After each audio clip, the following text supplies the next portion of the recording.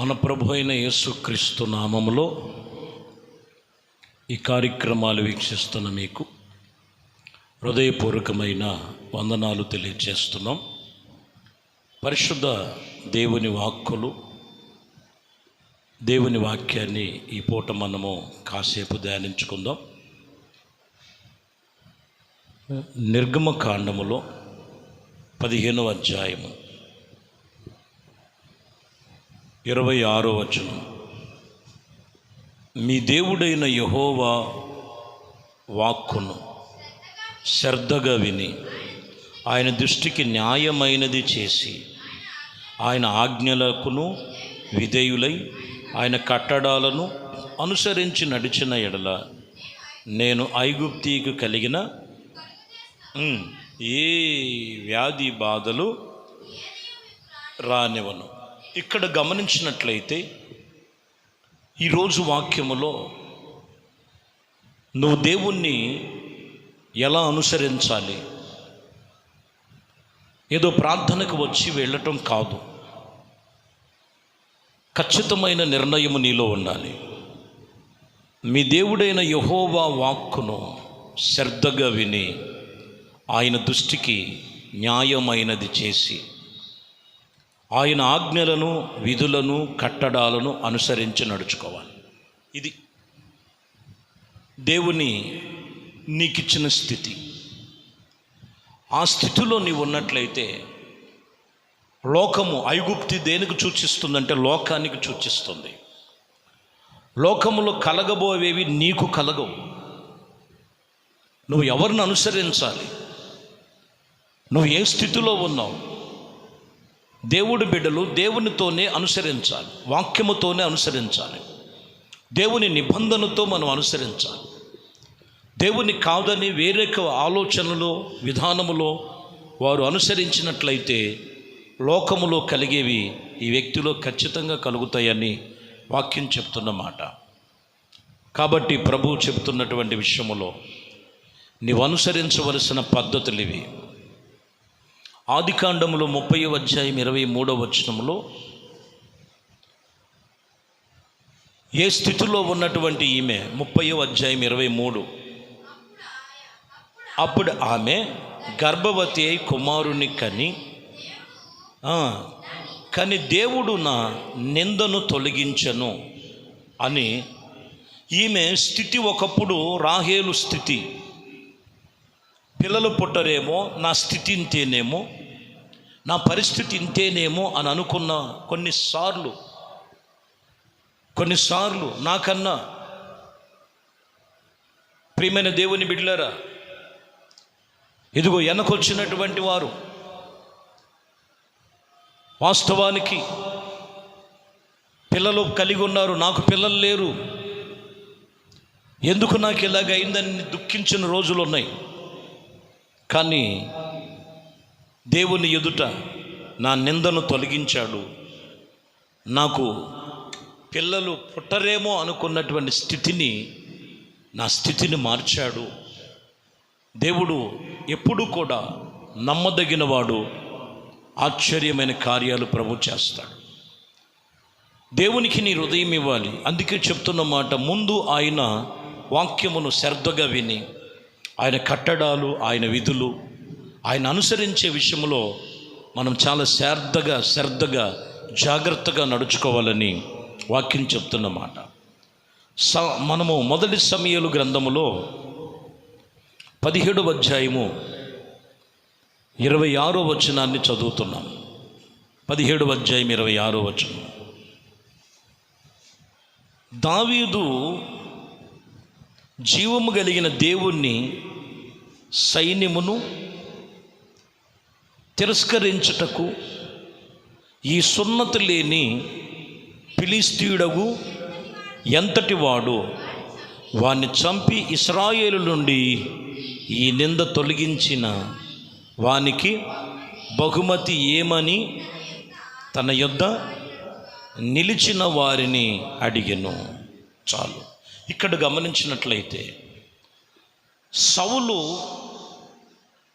ఒకగానొక సమయంలో ఈ ప్రజలందరూ కూడా అంతటి గొలియాతును చంపటానికి వణికిపోయి ఆ స్థితిలో పరిస్థితులన్నీ కూడా తారుమారైపోయినటువంటి పరిస్థితుల మధ్యలో ఉండగా దేవుడు బలముతో, దేవుడు జీవము కలిగిన దేవుని సన్నిధిలో దావీదుని నిలవబెట్టి ఇశ్రాయేలు నుండి ఆ ఫిలిష్తీయుల చేతిలో నుండి ఫిలిష్తీయులను చంపి హతమార్చినటువంటి స్థితి.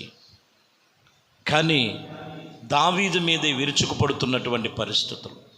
మంచి చేశాడు, మేలు చేశాడు. ఇదిగో ఇశ్రాయేలు ప్రజల ప్రకారముగా అక్కడ ఉన్నటువంటి పరిస్థితులన్నిటిలోంచి, ఆ స్థితిలో నుంచి దావీదు ఎన్నో వాళ్ళ పట్ల చేసి ఉండగా ఆ రాజే విరుచుకుపడుతున్నప్పుడు ఇక్కడ అంటున్నారు, ఈ సున్నతి లేని ఫిలిష్తీయుడైనటువంటి ఎంతటి వాడు వారిని చంపిన ఇశ్రాయేలు నుండి ఈ నిందను తొలగించిన వాని బహుమతి ఏమాయనని అతని యందు నిలిచి ఇదిగో అతన్ని అడుగుతున్నారు. ఈరోజు మనం గమనించాలి ప్రియమైన దేవుని బిడ్డలారా, వాస్తవానికి దావీదు ఎంతో మేలు చేశాడు. దావీదు అడుగుపెట్టిన స్థలమల్లా కూడా అతనికి అప్పము చెల్లించటమే కాదు, అతనికి భయపడ్డారు, లోబడి ఉన్నారు. కానీ ఒక స్థితి వచ్చింది. ఒక స్థితి ఎలా ఉన్నదంటే, ఆయన చేత మేలు పొందినటువంటి వారే తిరగబాటు చేసేటువంటి పరిస్థితులు వచ్చినటువంటి రీతిగా అక్కడ నిలవబడి మాట్లాడుతున్న మాట. కాబట్టి ప్రియమైన దేవుని బిడ్డలారా, దేవుడు నమ్మదగిన వాడు. ఏ స్థితిలో ఉన్న ఆ స్థితిని మార్చి, ఆ స్థితిని తొలగించి నిన్ను ఒక ఉన్నత స్థితిలో ఉంచగలిగిన వాడు. మనుషులు తోసివేయచ్చు, మనుషులు నిందించవచ్చు, నీ మీద లేనిపోయిన అబద్ధములు చెప్పచ్చు. కానీ ప్రభు నమ్మదగిన వాడు. ఆయన నీతి న్యాయములు జరిగించగలిగిన సమర్థుడు, శక్తి కలిగిన దేవుడై ఉన్నాడు. వాక్యం చెప్తున్న మాట, ఇదిగో ఏ స్థితిలో ఉన్నావో, నేను ఇతరులకు ఎన్నో మేలు చేశాను, లేకపోతే నేను ఎంతో ఉపయోగపడ్డాను, లేకపోతే నేను నా వలన వాళ్ళు అనే కొన్ని విషయాలు స్థితిలో ఉన్న ఆ స్థితిగతుల్లో నుంచి ఆయన విడిపించి నడిపించగలిగిన సమర్థుడు, శక్తి కలిగిన దేవుడు ఆయన.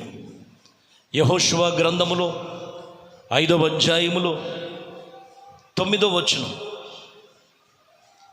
5వ అధ్యాయము 9వ వచనములో యెహోషువ గ్రంథములో, అప్పుడు యెహోవా నేడు నేను ఐగుప్తి అవమానము మీ మీద నుండి నుండకుండా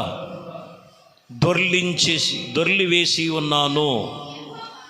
చాలు. ఇక్కడ మనం గమనించినట్లయితే ఐగుప్తి అవమానము మీ మీద నుండి దొర్లివేసి ఉన్నానని చెబుతున్నాడు. ఏ అవమానాలు, ఏ నిందలు ఉన్నాయో వాటినన్నిటిని నేను తొలగిస్తాను, అది దొర్లిపోతే. యెహోషువతో చెప్తున్న మాట, యెహోషువతో నేను అందుచేత నేటి వరకు ఇదిగో వాక్యము చెప్తున్న మాట, రాయబడినటువంటి మాటలు. ప్రియమైన దేవుని బిడ్డలారా, ఏ నిందలు, ఏ అవమానాలు, ఏ స్థితిగతుల మధ్యలో ఉన్నారో వాక్యం చెప్తున్నటువంటి విషయంలో ఆ స్థితి నుండి నేను లేపుతాను, ఆ స్థితిని యొద్ద నుండి తొలగిస్తాను. సామెతల గ్రంథములో 20వ అధ్యాయము 30వ వచనములో మనం చదివితే, గాయములు చేయు దెబ్బలు అంతరంగములలో చొచ్చి ఇదిగో చెడుతనమును తొలగించను, చెడుతనము తొలగించను. గాయములు చేయు దెబ్బలు అంతరంగములలో చొచ్చి చెడుతనమును తొలగించను. ఒకవేళ దెబ్బ తిన్నావేమో, అవమానాలు, నిందలు పడి ఉండి నీ హృదయమును గాయపడి ఉన్నటువంటి అనుభవాలలో ఉన్నా వాటి నుండి, ఆ స్థితి నుండి తొలగిస్తున్నాడు ఆయన. ఆ చెడుతనాన్ని తొలగించేసి, ఈ దెబ్బ తినటానికి, ఇదిగో ఈ గాయపడటానికి ఎందుకు కారణం అంటే చెడుతనం కొన్నిసార్లు కొన్ని దెబ్బలు తగలటానికి కారణం. ఆ చెడుతనాన్ని తొలగించి నీ గాయములు కట్టువాడు, నీ స్థితిని మార్చగలిగిన వాడు నేను ప్రకటిస్తున్న యేసు క్రీస్తు. అపోస్తుల కార్యములలో 2వ అధ్యాయం 24వ వచనములు మనం చదువుతున్నాం. 2వ అధ్యాయం 24వ వచనం, మరణము ఆయన బంధించి ఉండుట అసాధ్యం. కనుక దేవుడు మరణము వేదనను తొలగించి ఆయనే లేపును. చూసారా, మరణము ఆయనను బంధించుట అసాధ్యం, దేవుడే మరణ వేదనలో తొలగించి ఆయన వారిని లేపును. కాబట్టి ప్రియమైన దేవుని బిడ్డలారా, మరణ వేదనలో నుంచి ఆయన లేపగలిగిన వాడు, తీసివేయగలిగిన వాడు, చెడుతనాన్ని తీసివేసి గాయములు కట్టగలిగిన వాడు. ఇదిగో ఐగుప్తిలో అవమానాలు, నిందలు, వాటిని దొర్లించగలిగిన వాడు. దేవుడు వాక్యం చెప్తున్న మాట, నీ దగ్గర మేలు పొందుకున్న వారు నీ మీదే శత్రువులాగా లేచినటువంటి అనుభవాల మధ్యలో ఉన్నటువంటి వారిని తొలగించగలిగిన వాడు ఆయనే. కాబట్టి ఈరోజు ప్రభునందు వాక్యం చెప్తున్న మాట, నీవు ఆయన మాటలు, ఆయన మీ దేవుడైన యెహోవా వాక్యము శ్రద్ధగా విను, న్యాయముగా అనుసరించు. ఇదిగో నువ్వు తెలుసుకొని ఆయన కట్టడాలను, ఆయనను, విధులను అనుసరించి నడుచుకో.